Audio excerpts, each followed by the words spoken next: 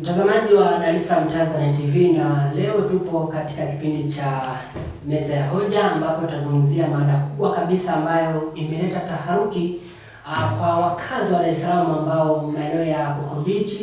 Baadhi ya wafanyabiashara ama wajasiriamali wanadai kwamba eneo lile linataka kuuzwa kwa wawekezaji au kwa watu mbalimbali ambao imeleta sintofahamu. Lakini pia katika mada hii hapa nipo na wageni kama ilivyo ada, tutaweza kuzungumzia kitendo hicho. Lakini kabla tujaendelea, ni kwamba baadhi ya wafanyabiashara ama jasiriamali ama watu wanaofanya shughuli za maeneo ya pale Coco Beach wanadai kwamba eneo lile wanataka kuliuza ama kulitaifisha. Kabla tujaendelea na mada hii, hapa nipo na wageni, nitaweza kuwatambulisha. Karibu. Asante sana. Kwa majina naitwa Ganji Mashaka almaarufu Chameleon. Lakini mkono wangu wa kushoto nipo na mgeni mwingine. Karibu. Asante. Kwa majina yangu naitwa Mr. Tanzanite. Kama tunavyojua, huyu ndo Mr. Tanzanite mwenyewe ama mkurugenzi. Tunaona Dar es Salaam kuna taharuki kubwa hasa kwa wafanyabiashara ama jasiriamali walioko pembezoni mwa Coco Beach wanaofanyia shughuli zao mle, wengine wakiuza vyakula, wengine wakiuza samaki, wengine wakiuza mihogo, wengine wakifanya kazi mbalimbali. Lakini tamko linalotolewa na serikali ni kwamba ndani ya siku 30 kumradhi, ili kufanywa marekebisho. Lakini wananchi wengine wana hofu, wanataharuki. Nini mtazamo wako juu ya hilo, hasa katika swala zima la wafanyabiashara wapana, lakini na wakazi wa maeneo yale? Asante ndugu mtangazaji kwa kipindi hiki ambacho ni cha meza ya hoja. Awali yoyote nipende kufafanua kwamba huwezi kuiongelea Dar es Salaam bila kuihusisha Coco Beach. Na kwa upande wetu kama media ndio tumebeba dhamana kubwa ya jina la Dar es Salaam, kwa maana Dar es Salaam Tanzanite Online TV. Yeah. Na tunaposema masuala yanayohusu Dar es Salaam, lazima na sisi tuwe sehemu ambayo inaweza kutoa ufafanuzi kwa ajili ya jamii nzima wa Tanzania na ulimwengu mzima kwa ujumla. Kwa hiyo tunapoongelea Dar es Salaam, kwa maana ya kile kisehemu kidogo ambacho kuna Coco Beach, ni sehemu ambayo mimi kwa mara ya kwanza nilifika mwaka 2016. Lakini unaposema umeenda Dar es Salaam bila kufika Coco Beach, mtu hawezi kukuelewa. Kwa lazima kwa watu wote ambao wamefika Dar es Salaam, hasa wale ambao ni wa kipato cha kawaida, ile beach ndio beach ambayo ni ya Watanzania wote, bila kujali hiyo ni tajiri ama kipato chake kiko katika kiwango kipi. Umeona? Kwa sasa kwa mantiki hiyo, ukiachana na wale wajasiriamali walioko pale, kwa maana ya wale wauza mihogo, wale wanaojishughulisha na habari za watu wanaopenda kuogelea, kuta kuna watu wanakodisha maboya pale, hao wote wapo. Kwa wakitokea jambo kama hili, lazima wapate taharuki kwa maana ya habari ya uchumi na namna wanapokwenda kuendesha maisha yao baada ya kuwa hiki chanzo cha mapato yao madogo madogo kimekwenda kuingiliwa na watu wengine. Unaona? Kwa mantiki hiyo lazima watu wapate taharuki. Na mimi wakati jambo limetokea nilimsikiza, alikuwa ni mwenyekiti wao. Alikuwa anaongea, anaelezea namna walivyolipokea na namna wanavyoendelea, lakini walikwenda mbele zaidi. Wakaenda kwa viongozi na walipata ufafanuzi. Ile ilikuwa ni kabla ya waziri mkuu hajafika pale. Na walichoambiwa na serikali, mimi nadhani ndio majibu, kwamba lile eneo sio kwamba limetaifishwa au kwa maana ya kuuzwa kwa mwekezaji, isipokuwa wapo wanalifanyia marekebisho. Na ikumbukwe itakuwa nadhani ni mwanzoni mwa mwaka huu au mwaka jana, Rais wa Jamhuri ya Muungano wa Tanzania Mheshimiwa Samia Suluhu Hassan alifika pale. Kuna vibanda baadhi ambavyo alivizindua, akasema yeye mwenyewe kwamba hii Coco Beach ni mali ya Watanzania. Kwa Watanzania wote wanaokwenda pale wanatakiwa kufanyaje? Kuifaidi. Aidha kwa wale wanaokwenda kutizama au kwa wale wanaokwenda kuogelea ama kwa wale wanaofanya shughuli zao mahali pale. Mgeni, kabla tujaendelea nitakurudia kwa baada ya muda mfupi, nirejee kwa madamu wangu hapa. Tunaona baadhi ya wafanyabiashara tayari wameingiwa na hofu, wameingiwa na taharuki kwamba eneo lile linaenda kuuzwa, lakini ukija kuangalia upande wa pili, serikali wanakuambia kwamba kuna maboresho yanataka kufanyika. Unahisi tatizo la hao wajasiriamali kuwa na hofu ni nini? Kwa binafsi, kwa upande wale wa wajasiriamali lazima wapate taharuki. Kwa sababu moja kubwa, asilimia kubwa vijana wengi pale wamejiajiri kusukuma gurudumu lao la maisha kupitia pale kipato ambacho wanakipata. Na leo hii hili swala linapokuja kwa ghafla, kama namna ambavyo wamesema kwamba imekuwa ni ghafla kwao. Siku 30 si siku nyingi kiukweli kwa mtu ambaye anahitaji kuhamishwa. Kwa haraka ndani ya siku 30 au ameshapata eneo lingine kuweza kufanya biashara zake, inakuwa ngumu. Kwa hiyo taharuki ni lazima iwepo na haikwepeki. Yamkini mheshimiwa ameshalitolea majibu kwamba ni ukarabati tu utakaofanyika, ila mimi nina swali. Sielewi, tuulizane sisi wenyewe kwamba sawa, wanarekebisha. Je, baada ya kurekebishwa eneo lile, watakaorudi mazingira yale ni wale wale ambao walikuwa wanafanya biashara pale mwanzo, au mtu yeyote mwingine anaweza kaenda pale kufanya biashara zake? Hilo ni swali ambalo najiuliza mpaka dakika hii. Na ndugu mtangazaji, pamoja na hayo, kitu ambacho kingine labda kitakuwa kileta taharuki, na yule mwenyekiti wao wakati anafafanua aliweza kusema kwamba waliambiwa watapewa milioni 1.5. Sijui kama na ninyi mliweza kusikia kitu cha namna hiyo. Sasa pamoja na hayo, ina maana ile milioni 1.5 hawakuelewa iko katika mustakabali upi. Aidha ndio malipo kwa maana kwamba wanauza yale maeneo yao, ama wanapewa kwa ajili ya kipindi ambacho watakuwa wamesubiri huo ujenzi. Lakini mtazamaji wa Dar es Salaam Tanzania TV, huwezi kutamka Dar es Salaam Tanzania TV bila kuzingatia Coco Beach. Na leo nipo na wadau katika kipindi hiki, tunazungumzia swala zima la Coco Beach. Umezungumzia swala zima kwamba watapewa milioni 1.5, na bado haifahamiki kwamba ukipewa hiyo milioni 1.5 unaondoka moja kwa moja, au hiyo milioni 1.5 ni umepewa tu kwa ajili ya matumizi kwa siku ya pili. Ukiangalia maisha ya mkoa na mtangazaji, kabla sijakatisha, mimi nadhani kwa namna viongozi walivyoweka ile jambo, nadhani siku 30 wameona ni nyingi.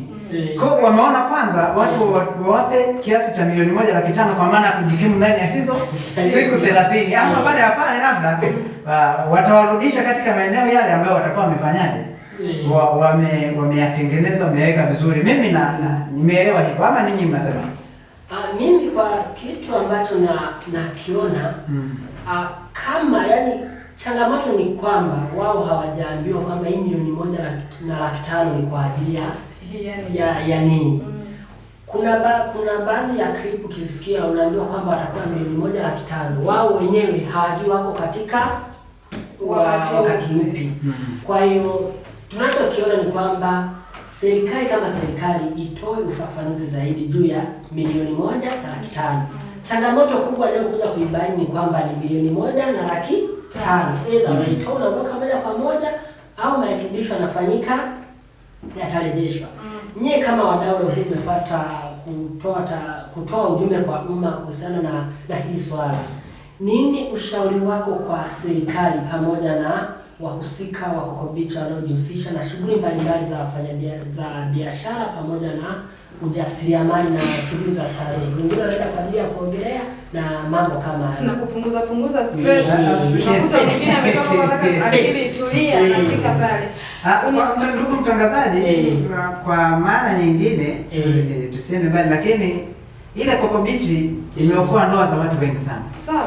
Na mtu unakuta amechanganya mambo huko nyumbani, lakini anaona sehemu ya kimbilio ni wapi?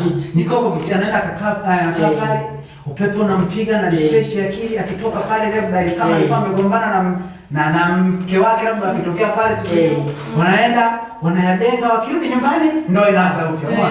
Kwa ile eneo ni muhimu sana kwa Watanzania. Umeona? Lakini pia kitu kingine ambacho tulikuwa nasema ni kwamba swala zima la hiyo milioni 1.5. Kwa kweli mimi nadhani kwenye viongozi wote ambao walikuwa wanaongelea kwamba ile Coco Beach ni ya Watanzania, lakini ile swala la milioni 1.5 hawajasema na hawajafafanua vizuri kwamba hili limeegemea upande wa upi. Ndio maana watu wanapata nini? Wamepata taharuki. Wanajiuliza kwanza, je, ndio tutakuwa tumeuza yale maeneo yetu ambayo tulikuwa tunakaa, ama serikali baada ya ama tumepewa kwa ajili ya kujikimu katika kipindi hiki cha siku. Na je, hayo majengo kweli karabati tutafanyika ndani ya huo mwezi mmoja?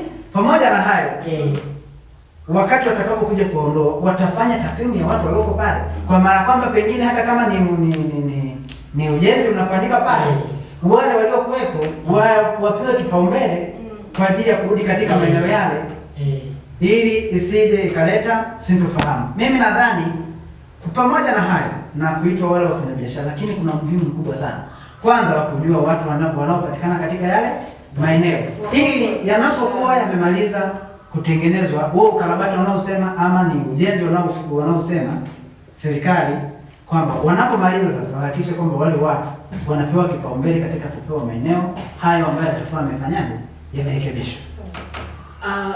Turejee kwa madam, tunaona baadhi ya wafanyabiashara imekuwa ni taharuki kubwa, unakiamini hiyo milioni 1.5 kwamba ndio atakuwa amepewa posho kama pensheni yake moja kwa moja haijulikani. Ndio umepata nafasi ya kuzungumza na umma kupitia chombo hiki cha Dar es Salaam Tanzanite TV. Uweze kuitaja Dar es Salaam Tanzanite TV bila kuitaja Coco Beach. Tukitaja Coco Beach ni sehemu ya umma, ni sehemu ya watu wote, yenyewe haina ubaguzi. Una kipato, una kipato, unaenda hiyo na refresh mind. Nini wito wako kwa jamii hasa katika swala zima hili la Coco Beach? Kwa kweli mimi wito wangu kwa jamii na hususan upande wa serikali, kwanza wafanyabiashara, taharuki lazima ije, kwa sababu walishaona baadhi ya sehemu ambazo wafanyabiashara walitolewa na baadaye wakashindwa kurudi katika maeneo waliopo mwanzo. Mfano mzuri tukitolea kama sehemu kwenye mkoa wa Morogoro, kuna soko lilijengwa siku hizi linaitwa Chief Kingaro. Kabla ya pale ilikuwa tu soko kuu la Morogoro. Umeona watu wakapelekwa sehemu nyingine ya soko ikawa pembezoni. Lakini kwa vile ni soko kuu, wateja walikuwa wanajitahidi kwenda. Changamoto ikaja kwenye kurudi sasa kwenye yale mabanda. Unakuta mtu eneo lake lilikuwa ni ile, atajulikana vipi kama hapa palikuwa ilikuwa mtu fulani. Na je, wanaingia kwa utaratibu gani wanaporudi pale? Inabidi serikali iweke wazi katika hilo, kwa sababu ndio ile mtu ukishatoka hofu inakuja, kwa sababu unajua akishatoka ni ngumu tena kurudi pale, kwa sababu unakuta gharama kwanza zitakuwa kubwa, kwamba ulipie kiasi fulani ufanye kadha wa kadha ili uweze kupata hilo eneo. Inaweza ikawa sio tatizo kwao, lakini je, hiyo nafasi wataipata tena? Tukiachana na hilo soko kuu la Chief Kingaro, kuna baadhi ya sehemu machinga walikuwa wanatolewa ili kupisha mji uwe vizuri, sawa. Wale machinga wakajengewa sehemu ambayo sio rafiki, yaani maeneo waliopo hawawezi kufanya zile huduma zao. Wakajikuta ile soko limetelekezwa tena, watu wakawa wanaendelea tena kurudi mitaani. Kwa hiyo serikali hili pia inabidi iliangalie sana, kwa sababu inaumiza sana hawa sana wajasiriamali wadogo ambao ndo wanajitafuta katika maeneo yale, kwa sababu tunaamini pale ambaye ameshafika Coco Beach kuna wanauza pipi, kuna wanauza juice, yani kwa level yake. Inafika tamati, pakishatengenezwa unashangaa sasa vitu vitakuwa bei sio ile ambayo imezoeleka, na gharama itakuwa kubwa zaidi. Nirudi kwa mgeni ambaye yuko upande wangu wa mkono wa kushoto. Leo hii kuna baadhi ya watu wanaamini kwamba labda kuna marekebisho ambayo yakifanyika kwamba yatakuwa yamebezi kwenye uchumi wa serikali. Kwa maana ule mpangilio, zile strategies kwamba za wafanyabiashara ama wajasiriamali walioko mde, kuna utaratibu fulani hawaufuati. Kwa maana serikali inajikuta imeingia kwenye hasara. Je, kuna ukweli wowote ndani ya hilo jambo? Kwa namna mimi ninavyofikiria, kama serikali wameamua kuwekeza maeneo yale, ni wazi kwamba watachukua kodi. Sijajua kwa upande mwingine labda watu ambao wataingia kama watu wa kawaida ambao wanakwenda kutembea, ama kwa sababu kuna sababu nyingi zinazosababisha serikali wachukue kodi. Ni kwamba kama kuna mtu anafanya biashara, lazima akubali kulipa kodi. Hiyo iko wazi. Hakuna namna nyingine ya kuendesha nchi bila mwananchi kulipa kodi. Kwa sababu kodi ndizo zinazosababisha maendeleo katika nchi yetu. Kwa hiyo kama serikali wameamua kwamba waende wawekeze pale kwa maana ya kujenga aidha miundombinu ambayo ni nzuri. Obviously ni kwamba watu lazima watalipa kodi. Nisijue kwa watu wale ambao wanakwenda kwa matembezi na vitu vingine, lakini ni kwamba lazima watu walipe kodi. Kama serikali wamewekeza pale, na maana kuna pesa wanaitumia. Sasa itarudi kama sio kwa njia ya kulipa kodi. Lakini pia ukiachana hivyo, hata kama wangewapa watu wajenge kawaida, lazima ukifanya biashara kwenye hii nchi na nchi zingine zote ulimwengu mzima, lazima ulipe kodi. Kwa hiyo ni jambo ambalo halijapikiki wala hakuna namna nyingine ya kulipaka mafuta ili liwe zuri. Lakini katika hizi klipu zilizosambaa mtandaoni, Mr. Tanzanite, kuna mmoja alikuwa anasema kwamba mwanzo kuna ambaye alikuwa amekuja hakuenda moja kwa moja, akasema kwamba tulipia 35, lakini mheshimiwa rais alipoenda akasema hapana, koko ni ya Watanzania wote, watakuwa wanalipia kiasi cha shilingi 500 kama sikosei, kitu cha namna hiyo. Lakini sasa ikitokea sasa kweli ikaja hiyo 35 ndio inatakiwa mtu alipe hiyo koko ambayo tunayo leo, tutaendelea kuwa nayo? Sababu walioanzisha pale wanasema kwamba zamani kulikuwa na vibaka wengi, wabakaji, wavuta bangi walikuwa wanajazana mmoja. Lakini baada ya wafanya biashara kufika pale, wakasafisha eneo na koko ipo safi kabisa. Mr. Tanzanite, nirudi kwako. Tunajua umesema kwamba lazima ulipe kodi. Wewe kwa bahati nzuri kabisa 2010 kufika Coco Beach. Mpangilio wa pale Coco Beach uliona kuna tofauti gani kati wa mpangilio wa Coco Beach na beach nyingine ambazo utakuwa umeshawahi kuzitembelea na kuziona katika swala zima la biashara, ujasiriamali, lakini pia na mpango jinsi ulivyo, kama ulivyotazama kwamba mpangilio wa Coco Beach uko vizuri kama beach nyingine, au kuna utofauti ambao unaweza kuleta sitofahamu ambacho ni kitu kilichopelekea kuja kufanyiwa marekebisho na serikali ya Jamhuri ya Muungano wa Tanzania? Ndugu mtangazaji, kwa maana ya Coco Beach na kulinganisha na beach zingine, kwanza kabla hujaenda mbali lazima uelewe ile Coco Beach iko kama sehemu moja inaitwa Nyerere Square ya Dodoma. Ile eneo ni eneo ambalo limetengwa. Watu umekaa, umesikia umeboeka, unataka kurefresh, unaenda unakaa pale, na pale kuna wapiga picha wanakuja, kama unataka kupiga picha unapiga. Hamna mtu anakuzuia. Ni eneo ambalo ni kama free zone. Umeona? Kwa hiyo na yenyewe kuanzia kipindi mimi nimejua Coco Beach iko katika mfumo huo. Lakini sasa pengine mimi nadhani kulingana na siku zinapokwenda lazima serikali ibuni vitu vizuri kwa ajili ya watu wake. Na namna nzuri ya kuweza kuitengeneza ile Coco ni kuweka mipango kama wanavyokuja, kama itakuwa ndio hivyo. Kwa sababu pale Coco Beach wakati mimi naenda kipindi kilichopita kulikuwa na bembea, watu walikuwa wanafika pale wanaingia kwenye bembea. Kulikuwa na bembea moja ya kuzunguka namna hii. Unaona? Watoto walikuwa wanapanda pale, wanapanda kwenye ile bembea, ilikuwa ni la kuseti, mnazunguka. Pale ulikuwa mnalipa pesa, wanalipa ilikuwa ni 2000 nadhani. Shilingi 2000 kwenye ile bembea. Kwa ndio maana nimekwambia, narudisha tena kwenye swala la nini? La kodi. Huyo anayepata pesa kupitia maeneo yale lazima afanyeje? Alipe kodi. Kwa maana kwamba atakuwa na leseni ya biashara, lakini pia huwezi kuwa na leseni bila kuwa na TIN number. Kwa kama una TIN number lazima umefanya nini? Makadirio. Sawa, hiyo ni namna moja wapo ya kufanyaje? Ya kulipa kodi. Lakini pia kwenye swala zima la kusema maboresho, mimi nadhani ile beach utofauti wake na maeneo mengine na beach zingine ni kwamba beach zile nyingine lazima uwe umelipa kiingilio ndipo unaweza kufanyaje? Kuingia kwa ajili ya kuendelea na mambo mengine ya ndani ya beach yenyewe. Lakini ile ilikuwa ni kwamba wewe unatoka hapo, unakuja, unaingia. Aidha ununue vitu ama usinunue. Unaona? Kwamba uogelee ama uangalie tu maji. Ni wewe, ama ukae au usimame, ni wewe tu kwenye ile beach. Unaona? Kwa ndio maana nasikia watu wanalalamika sana, lakini ile ilikuwa ni burudani ya watu wengi. Na mtu alikuwa akipata kama mchumba wake siku hiyo wanataka kutoka. Wana maisha ya kawaida katikati.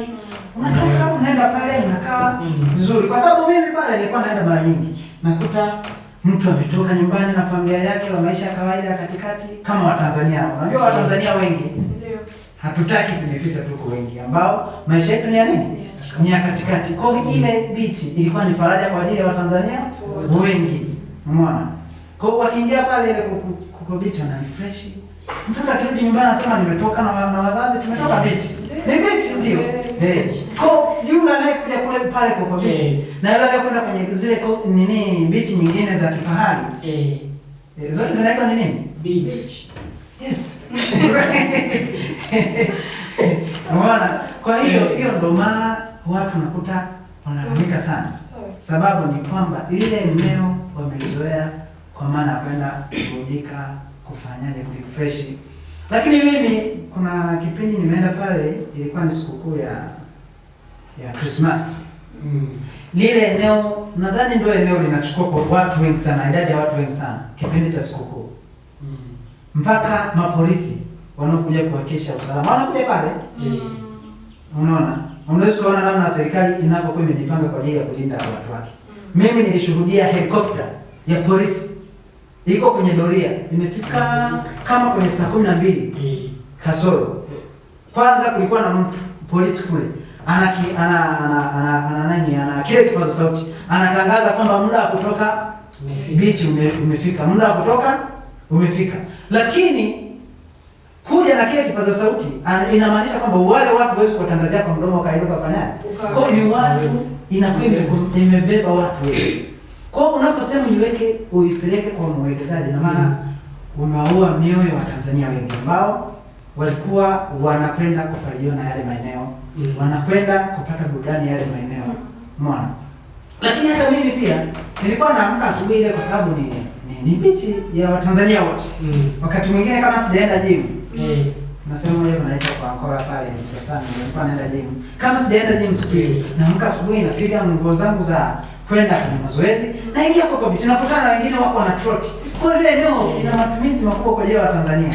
Mwana ambaye hahitaji nini malipo. Kwa hiyo ukiingia unaanza kupiga mazoezi yako, ukitoka hapo unatoka huko vizuri. Umeona?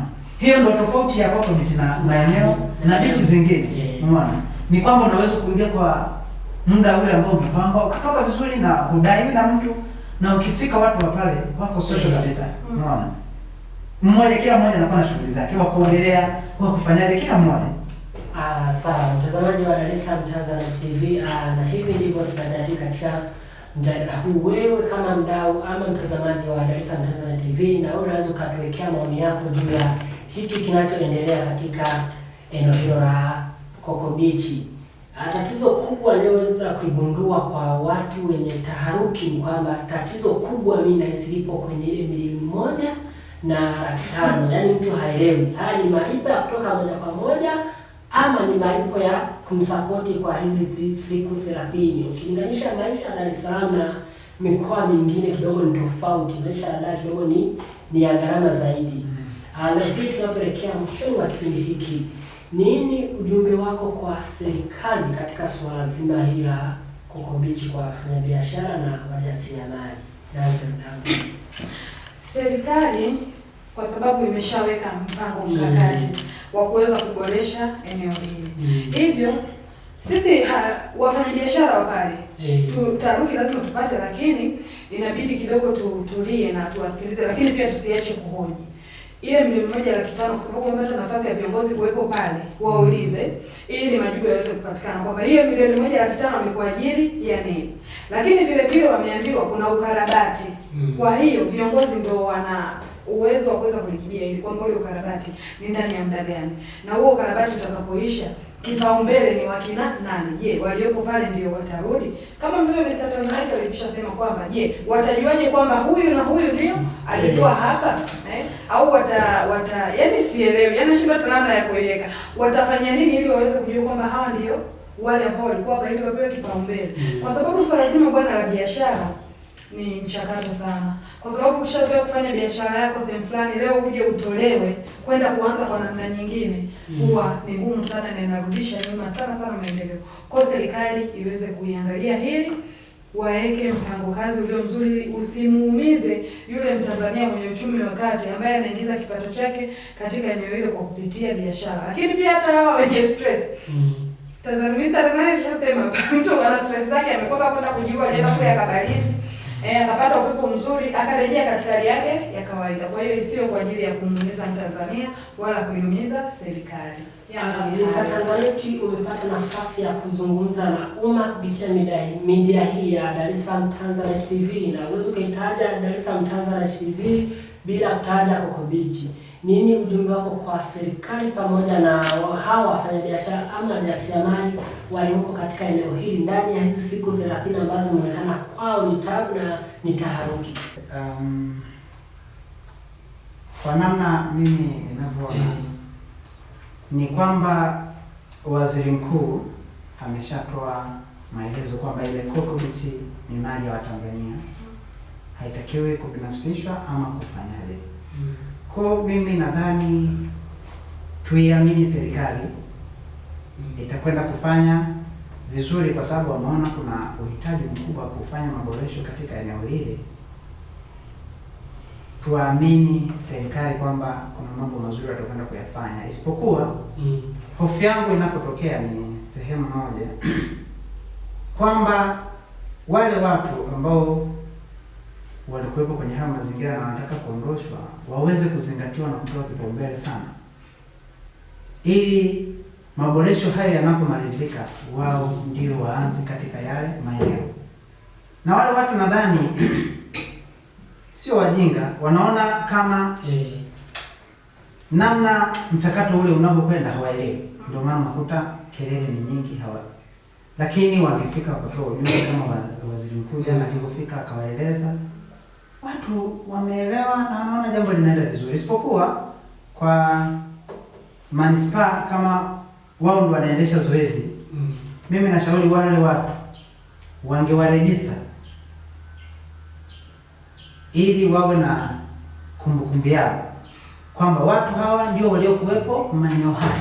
Kwa tunapomaliza ukarabati hao watu ndio wapewe kipaumbele katika maeneo haya. Lakini pia kuna changamoto, inawezekana yale maeneo baada ya kuwa amefanyia ukarabati yakaja pengine na kodi za juu ama na vitu vya namna hiyo, lakini kwa sababu Rais na Waziri Mkuu wameshathibitisha kwamba hili ni eneo la umma, ni eneo la Watanzania wote, mimi nadhani serikali itafanya vizuri, itaweza kuweka kiasi cha tozo au kodi ambayo ni rafiki kulingana na wale wananchi waliokuwa pale. Unaona? Kwa sababu wengine walikuwa pale lakini walipa kodi ndogo ndogo, nafanyaje? Wengine wanasomesha watoto kupitia maeneo yale yale. Unaona? Wengine wanapata chakula kupitia maeneo yale yale. Kwa ukiondosha moja kwa moja wale watu, unatengeneza tatizo lingine huku raiani. Kwa ni afadhali kutafuta mbinu ya kuendelea wale watu waendelee kwetu na walipe kodi. Asante. Okay, asante mtazamaji wa Dar es Salaam Tanzanite TV, na hivi ndivyo tunavyohitimisha katika kipindi hiki cha Meza ya Hoja. Mjadala mkubwa ulikuwa ni kuzungumzia taharuki hiyo kati ya wafanyabiashara wajasiriamali katika eneo hilo la Coco Beach. Lakini wewe kama mtazamaji ama mdau wa Dar es Salaam Tanzanite TV, na wewe unaweza ukashusha komenti yako kutoa ushauri wako nini kifanyike, lakini pia nini mtazamo wako. Mimi ni Ayubu Amos, Dar es Salaam Tanzanite TV, tunakwambia tumekusogezea dunia.